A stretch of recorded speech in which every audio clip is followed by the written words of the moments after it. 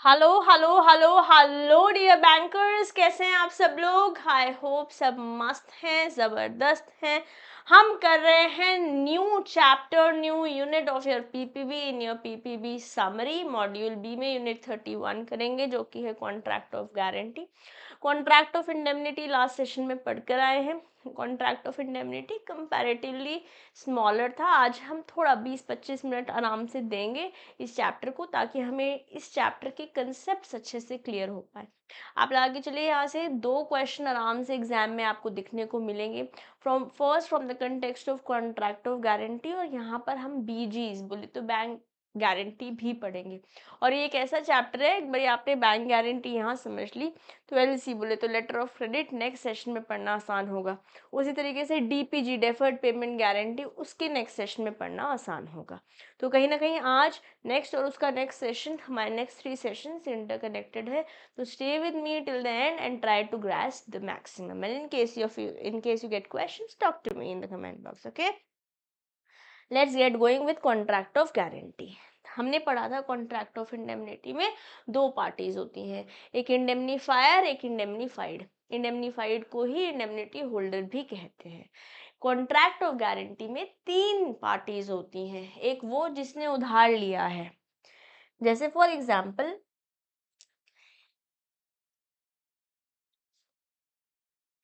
ए ने बी से उधार लिया, तो ए जिसने उधार लिया, जिसने लोन लिया है, वो बन जा रहा है प्रिंसिपल डेटर। जिसने दिया है वो बन जा रहा है क्रेडिटर। बट क्रेडिटर ने बोला, बी ने ए को बोला, मैं तेरे को लोन तभी दूंगा जब सी गारंटी देगा कि अगर तूने डिफॉल्ट किया, only if A defaults then C is going to pay, then C will make the payment to B. तो यहाँ पर जो सी है वो बन जा रहा है श्योरिटी। जैसे कि हमने देखा था कॉन्ट्रैक्ट ऑफ इंडेमनिटी में 2 ही पार्टीज हैं, तो वहां पर एक ही कॉन्ट्रैक्ट होगा, जो कि कॉन्ट्रैक्ट ऑफ इंडेमनिटी में सिंपल 1 कॉन्ट्रैक्ट एग्जिस्ट करता है। बट जब मैं कॉन्ट्रैक्ट ऑफ गारंटी के बारे में बात कर रही हूँ, यहाँ पार्टीज 3 हैं और कॉन्ट्रैक्ट भी 3 है। कैसे? इन दोनों के बीच में है प्रिंसिपल या प्राइमरी कॉन्ट्रैक्ट। मतलब अल्टीमेटली लोन तो प्रिंसिपल डेटर ने ही लिया है ना, लोन तो ये मिस्टर ए ने ही लिया है। पैसे जिन्होंने वापस लेने हैं वो मिस्टर बी ही है, जो कि क्रेडिटर है, है। बट एक कॉन्ट्रैक्ट इन दोनों के बीच में भी है, क्रेडिटर और श्योरिटी के बीच में, जिसे हम बोल रहे हैं सेकेंडरी कॉन्ट्रैक्ट। अगर ए ने डिफॉल्ट किया तो सी पेमेंट करेगा। अब मान लेते हैं ए ने डिफॉल्ट कर दिया और सी ने बी को पैसे दे दिए, बट इसमें सी का क्या गलती है? सी को भी तो पैसे अपने वापस चाहिए ना। तो एक कॉन्ट्रैक्ट श्योरिटी और प्रिंसिपल डेटर के बीच में भी होगा, जिसे हम बोलेंगे implied contract. Just in case इन्होंने इनको पैसे दिए हैं तो ये अपने पैसे रिकवर करेंगे, किससे? प्रिंसिपल डेटर से। मतलब जिस पोजीशन में मिस्टर बी थे, मतलब जिस पोजीशन में क्रेडिटर थे, एक बार श्योरिटी ने क्रेडिटर को पैसे दे दिए on behalf of principal debtor, तो अब क्रेडिटर की पोजीशन में ये श्योरिटी या गारंटर आ जाएंगे। यही कॉन्ट्रैक्ट ऑफ इंडेमनिटी है। तो कितनी पार्टीज है अपन के पास कॉन्ट्रैक्ट ऑफ गारंटी में? प्रिंसिपल डेटर जिसने उधार लिया है, क्रेडिटर जिसने उधार दिया है, और श्योरिटी जिसके कहने पर, जिसकी श्योरिटी पर, जिसकी गारंटी पर क्रेडिटर ने प्रिंसिपल डेटर को पैसे दिए हैं। ये बताया गया है section 126 of Indian contract act 1872। जो कॉन्ट्रैक्ट ऑफ इंडेमनिटी है वहां पर सेक्शन है section 124 and section 125। Contract of indemnity के अंदर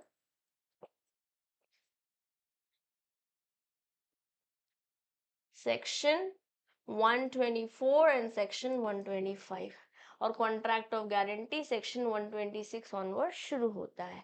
अ contract of guarantee is a contract to perform the promise made और discharge liability of a third person in case of his default. यहाँ पे third person is the principal debtor, जिसने actually में उधार लिया है। ठीक है जी, सिंपल है बट इंपॉर्टेंट है। ओके तो कुछ इंपॉर्टेंट कंसेप्ट्स हैं, आइए उनको जान लेते हैं। कॉन्ट्रैक्ट ऑफ गारंटी होता यही है। क्या कंसेप्ट्स हैं? जैसे हमने पढ़ा था, कोई भी कॉन्ट्रैक्ट को वैलिड होने के लिए उसमें कंसिडरेशन होना ज़रूरी है। अगेन जब मैंने ये टॉपिक पढ़ाया था तो मैंने बोला था एग्जाम में नहीं पूछा जाएगा, but for us to understand further chapters this concept is important, और वो कंसेप्ट हम यहाँ पर भी यूज़ कर रहे हैं। वैसे हमने देखा प्रिंसिपल डेटर जब क्रेडिटर से उधार ले रहा है तो श्योरिटी को क्या फायदा हो रहा है? फायदा ये हो रहा है कि श्योरिटी के कहने पर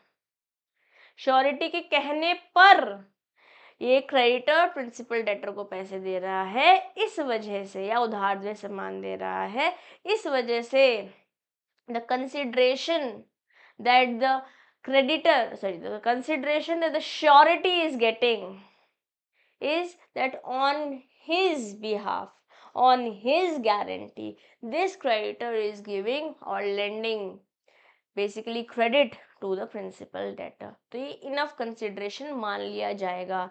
ये कंसिडरेशन का एक्सेप्शन है, हमारे सिलेबस में ना तो अभी है ना ही CIB में इतनी डिटेलिंग, बट अगेन कंसेप्ट को समझना हमारे लिए इम्पॉर्टेंट हो जाता है। ये हमारे सिलेबस में है और इम्पॉर्टेंट है, यहाँ से एग्जाम में क्वेश्चन बनता है। Anything done or any promise made for the benefit of the principal debtor is sufficient, is enough consideration to the surety for giving the guarantee। क्योंकि क्रेडिटर के कहने क्रेडिटर प्रिंसिपल डेटर को पैसे दे ही रहा है तब, क्रेडिट दे ही रहा है तब, क्रेडिट पे सामान दे ही रहा है तब जब श्योरिटी ने कहा है। तो श्योरिटी के कहने पर क्रेडिटर प्रिंसिपल डेटर को दे रहा है, इसको हम इनफ कंसिडरेशन या सफिशिएंट कंसिडरेशन मान लेंगे। ओके लायबिलिटी क्या है श्योरिटी की? इंडिविजुअल लेवल पे बात करी जाए, अगर मैं इंडिविजुअल लेवल पे बात करती हूँ तो जो लायबिलिटी है प्राइमरीली प्रिंसिपल डेटर की है और सेकेंडरी लायबिलिटी श्योरिटी की है। बट जब मैं दोनों को साथ साथ लेकर चल रही हूँ, जितनी लायबिलिटी प्रिंसिपल डेटर की है उतनी ही श्योरिटी की भी है। और यहाँ से मैकमिलन में बन रखा है क्वेश्चन। क्या क्वेश्चन बना हुआ है? इंडिविजुअली तो प्राइमरी लायबिलिटी प्रिंसिपल डेटर की ही है, सेकेंडरी लायबिलिटी श्योरिटी की है, but the liability of surety with principal debtor is coextensive. और यहाँ से बना हुआ है मैकमिलन में क्वेश्चन। और जब सिलेबस चेंज हुआ था अप्रैल मई 2023 में, हमारे पास चेंजेस आए थे, 4 सब्जेक्ट्स आ गए थे JIB में, तो यहाँ पे बहुत स्टूडेंट्स कंफ्यूज होते थे। ठीक है, over a period of time things have improved, yes, but for us it is definitely important. आज भी बहुत लोग कंफ्यूज हो जाते हैं, बट हम कंफ्यूज नहीं होंगे। इंडिविजुअल लेवल पर प्राइमरी और सेकेंडरी लायबिलिटी है, बट जब मैं दोनों को साथ साथ लेके चल रही हूँ तो लायबिलिटी इज को एक्सटेंसिव। श्योरिटी की लायबिलिटी को एक्सटेंसिव है प्रिंसिपल डेटर के साथ, unless it is otherwise provided in the contract. बाकी तो टर्म्स एंड कंडीशन जैसे कॉन्ट्रैक्ट में हम उसको फॉलो करेंगे, सेक्शन 128 बोलता है। सेक्शन बेस्ड क्वेश्चन हमारे पास बहुत कम आते हैं, मतलब ना के बराबर PPB में। तो जब आप CIB में जाएंगे तो हमने चेंजेस देखे हैं इनिशियल लेवल पर, मतलब जून 2023 बोलती है तो वहाँ पे सेक्शन बेस्ड क्वेश्चंस पूछे ही नहीं गए थे, 2-4 क्वेश्चन पूछे गए।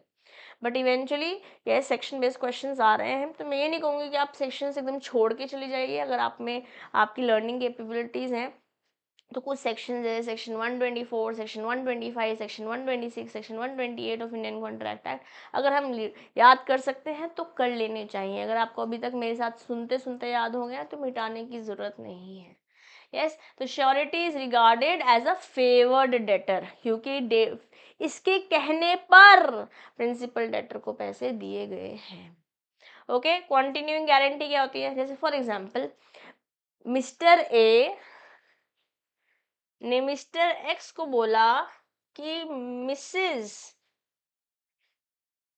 मिसेस ए अगर आपकी शॉप पर इस महीने कुछ भी लेने आती है तो आप दे दीजिएगा, अगर इन्होंने पैसे नहीं दिए तो मैं दूंगा।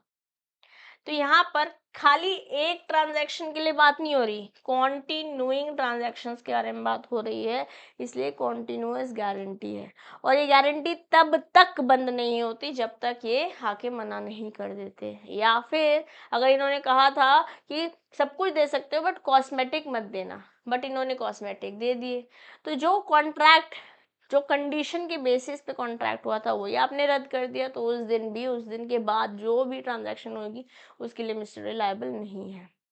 क्या बोला मैंने, या तो मिस्टर ए स्पेसिफिकली जाके बोल दे यहाँ तक की जितनी है वो मैं दे दूंगा, इसके बाद तुम जानो और मिसेज ए जाने, हमारी आपस में कुछ गड़बड़ चल रही है, लेट्स से फॉर एग्जांपल। या फिर बोला था कि कॉस्मेटिक मत देना, यहाँ तक तो कॉस्मेटिक नहीं दिए, यहाँ पे दे दिए, तो यहाँ से जो भी ट्रांजैक्शन है उसके लिए मिस्टर ए लायबल नहीं रहेंगे।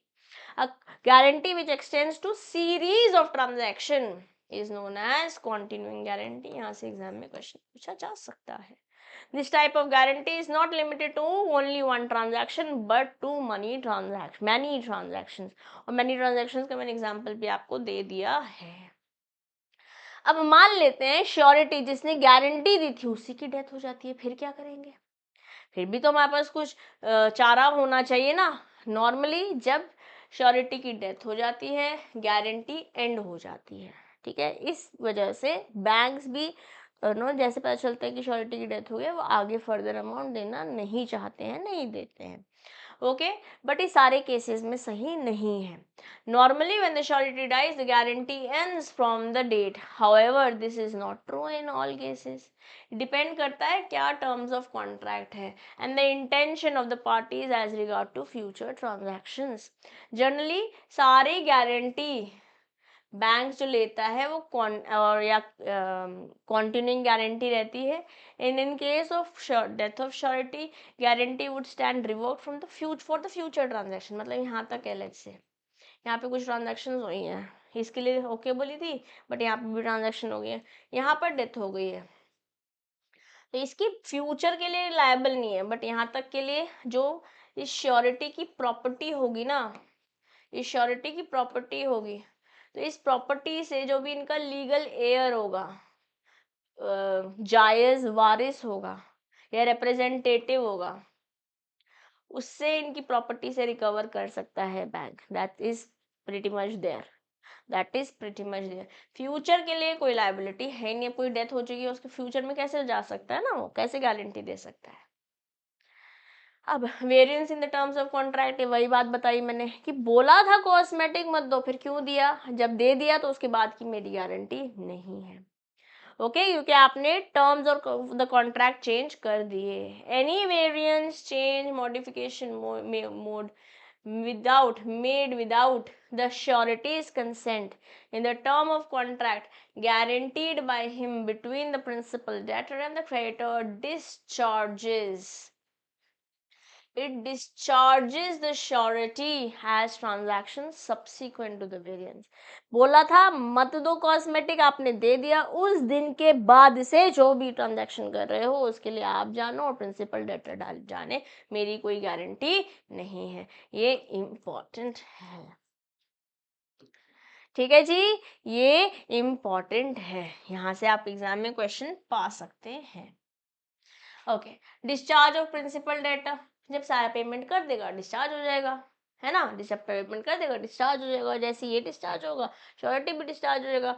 The surety is discharge by the contract between the creditor and the principal debtor by which the principal debtor is released or by any act or omission of the creditor, the legal consequence of which is the discharge of principal debtor। principal debtor discharge हो गया, payment दे दी, discharge हो गया, और ये discharge हो गया तो भैया श्योरिटी भी डिस्चार्ज हो गया, प्रिंसिपल डेटर डिस्चार्ज हो गया, तो ठीक है। फॉरबियरेंस टू सू, फॉरबियरेंस टू सू क्या होता है? जैसे मान लेते हैं ये प्रिंसिपल डेटर है, ये क्रेडिटर है और ये श्योरिटी है, इन्होंने इनको क्रेडिट दिया, पैसे इन्हें वापस देने चाहिए थे, अब ये दे नहीं रहे हैं, पैसे वापस नहीं दे रहे हैं, बट क्रेडिटर ने प्रिंसिपल डेटर को तो कुछ नहीं कहा, जब मनी ड्यू हुई तो नथिंग डन। बट क्रेडिटर ने क्या श्योरिटी को सू कर सकता है? हाँ, ही कैन फोरबियर, क्रेडिटर जो है इसको तो फोरबियर कर सकता है सू करना, but he can still be सूड।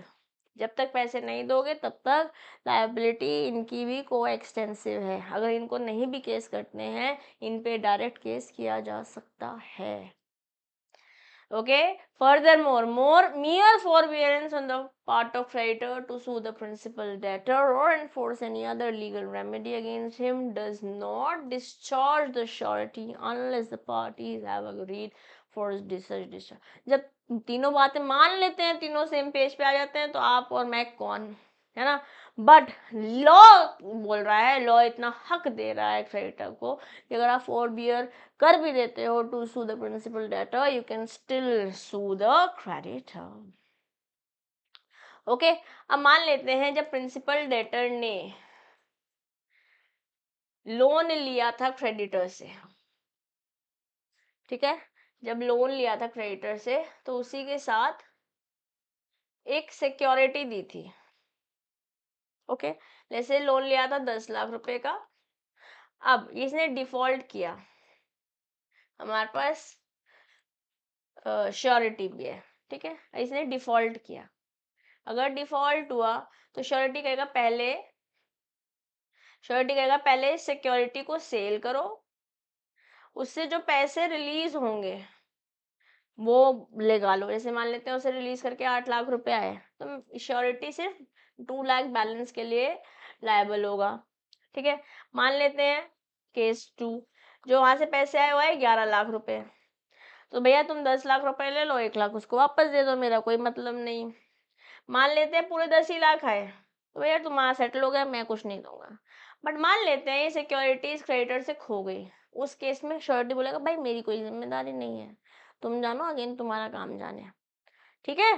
तो क्या बोल रहे हैं, security surety is entitled to the benefit of every security which the creditor has against the principal debtor at the time when the contract of suretyship was made, whether the surety knows of the existence of such security और not.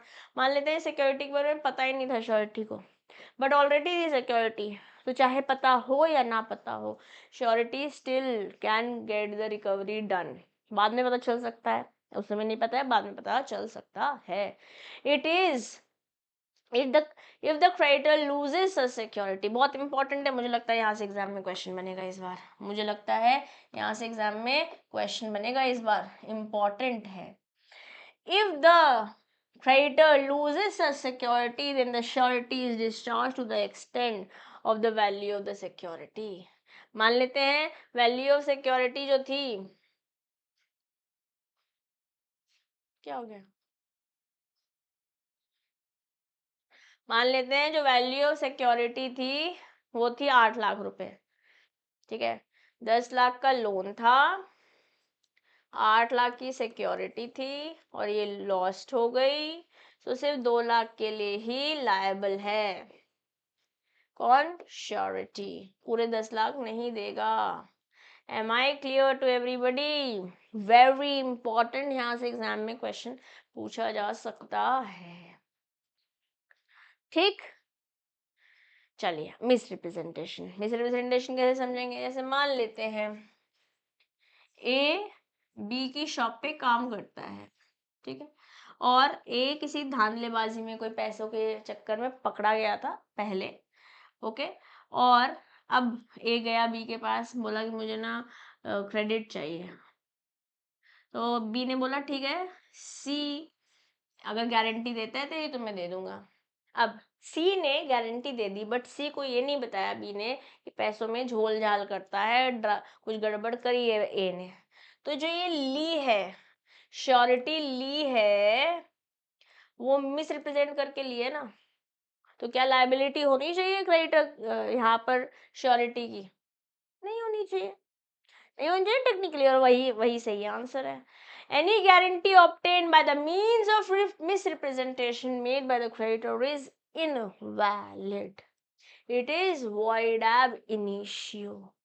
Any guarantee which the creditor has obtained by the means of keeping silence as to the material circumstance also is invalid. बोले नहीं थे कुछ, ऐसे सी ने बोला सब कुछ ठीक है ना, कुछ गड़बड़ तो नहीं है, ये चुप रहे, इनका मियर साइलेंस भी इनका मियर साइलेंस भी इसे इनवैलिड करार देता है। एक्चुअली हमारे सिलेबस में इंडियन कॉन्ट्रैक्ट एक्ट में सेक्शन 17, 18, 20, 21, 22 नहीं है, बट यहीं पर सारी बात फ्रॉड, मिसरिप्रेजेंटेशन, मिस्टेक की हो रखी है, जिसकी वजह से सेक्शन 19 के अंदर इंडियन कॉन्ट्रैक्ट एक्ट में इसे अवॉइडेबल करा सकते हो, बट हमारे सिलेबस में नहीं है। तो अभी जब मैंने जो अभी जस्ट लास्ट सेक्शन 17 से लेकर वर्डेबल तक बोला है, वो सब अब्बा डब्बा चब्बा है आपके लिए, इतना रेलिवेंट ही नहीं, it is not relevant for you, but since it came I have to talk about it. Okay, इसी के साथ कॉन्ट्रैक्ट ऑफ गारंटी वाला पोर्शन तो हो जाता है खत्म। आई होप यहाँ तक आपको सारी बातें समझ में आई हैं। किसी का कोई डाउट, कोई क्वेश्चन हो तो आप रिप्ले भी देख सकते हैं, मुझसे कमेंट में भी बात कर सकते हैं, और CMA दिशा दुआ टेलीग्राम ग्रुप पर भी जुड़ सकते हैं। इसके अलावा अगर मैं बात करती हूँ बैंक गारंटी की, ये भी इम्पॉर्टेंट है। कैसे समझेंगे इसको? जैसे मान लेते हैं ए ने बी से उधार पर सामान लिया, बोल रहे हैं, मान लेते हैं ये इंडिया रहते हैं, ही इज द बायर और ये सेलर है, तो ये किसी अदर नेशन रहते हैं, अदर कंट्री,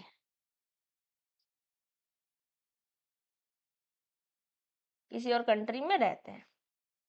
ओके, अब सेलर ने कहा बायर को कि ऐसा है, मैं तेरे को सामान दूंगा, मेरे पास क्या गारंटी? बायर ने कहा कोई बात नहीं, मैं अपने बैंक से तेरे बैंक को गारंटी ले देता हूँ, योर बैंक गारंटी ले देता हूँ। ठीक है, कि अगर मैंने वैसे नहीं दिए, ये चलो इस की बैंक की कहानी छोड़ देते हैं, SLC में समझेंगे, जब हम letter of credit next chapter पढ़ रहे होंगे वहाँ समझेंगे, अभी इतना समझते हैं। बायर ने सेलर को बोला मैं अपने बैंक से वो गारंटी ले देता हूँ कि अगर मैंने पैसे नहीं दिए तो मेरे अकाउंट में से बैंक तेरे को पैसे दे देगा। ठीक है, अब बैंक भी यहाँ पर समझदार होगा, ऐसे नहीं कि कुछ भी गारंटी दे देगा, ऑफ कोर्स उतने पैसे उसके पास वैल्यू में होंगे, whatsoever is a deal with them that will not impact sellers benefit, क्योंकि यहाँ पर जो सेलर है वो बेनिफिशियरी है, बेनिफिशियरी के लिए ये बैंक गारंटर या बैंक जो है काम करेगा। अगर डिफॉल्ट करता है, मान लेते हैं इंस्टॉलमेंट हो जाता है, तो यहाँ पे बैंक ये नहीं बोल सकता अरे मैं तो लॉ में जाऊंगा, मैं तो भूल जाऊंगा, नहीं भैया, ये मांग रहा है, इसको पैसे देने पड़ेंगे, नियर मांगने पर पैसे देने पड़ सकते हैं। ऐसा मैकमिलन के MCQ में दिया हुआ है, जो मैं आपके साथ जब प्रैक्टिस करूंगी तब बताऊंगी भी, क्वेश्चन कराऊंगी भी। ठीक है, क्योंकि अभी हम कंसेप्ट पढ़ रहे हैं तो ये भी हमारे लिए समझना जरूरी है। जो टर्म बैंक गारंटी है, briefly stated means a guarantee given by a bank. किसने दिया है ये? बैंक ने दिया है टू अ थर्ड पर्सन, जैसे मैंने सेलर के बारे में बात बताया, to pay him a certain sum on behalf of bank's customer, on customer failing, मतलब अगर कस्टमर ने डिफॉल्ट किया, अगर कस्टमर डिफॉल्ट कर गया, failing to fulfil any contractual और legal obligation towards the third person. ठीक है, यहाँ पे पार्टीज कौन कौन होती है? एक तो एप्लीकेंट बोरोअर, मतलब जिसने उधार लिया है, यहाँ पे एक तरीके से प्रिंसिपल डेटर बन गया। एक बेनिफिशियरी जो कि क्रेडिटर बन गया, और ये गारंटर बैंक जो कि श्योरिटी जैसे एक्ट कर रहा है, जो कि श्योरिटी जैसे एक्ट कर रहा है। Okay, give me a moment please.